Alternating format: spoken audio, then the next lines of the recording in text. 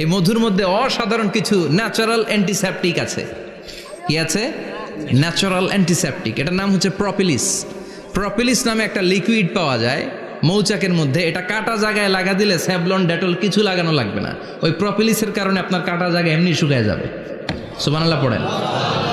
দ্বিতীয় বিশ্বযুদ্ধে রাশিয়ান যত সৈনিকরা যুদ্ধে আহত হতো, ওরা আলাদা করে অ্যান্টিসেপটিক খাইতো না, ওরা মধু আইনা লাগাই দিত আর সুস্থ হয়ে যেত। সুবহানাল্লাহ পড়ে।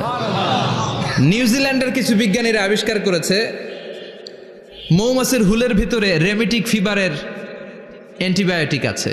অনেকের বাত জ্বর হয়, বাতের ব্যথা থাকে না?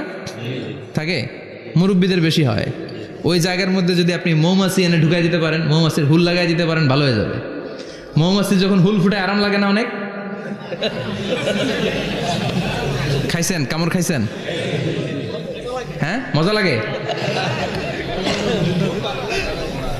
তো নিউজিল্যান্ডের এই গবেষকরা এরা আবিষ্কার করেছে যে মৌমাছি যদি হুল ফুটিয়ে দেয়, ওইখানে বাতের ব্যথা থাকলে, বেদনা থাকলে এটা ভালো হয়ে যাবে। আমি নিজে দেখেছি, বিবিসি একটা ডকুমেন্টারি। ইজিপশিয়ান একজন ফিজিশিয়ান, চিকিৎসক, উনি ওনার বাতের ব্যথায় আক্রান্ত যত রুগীরা আছে ওদের গায়ের মধ্যে মৌমাছি এনে এনে নিজে নিজে হুল ফুটায়।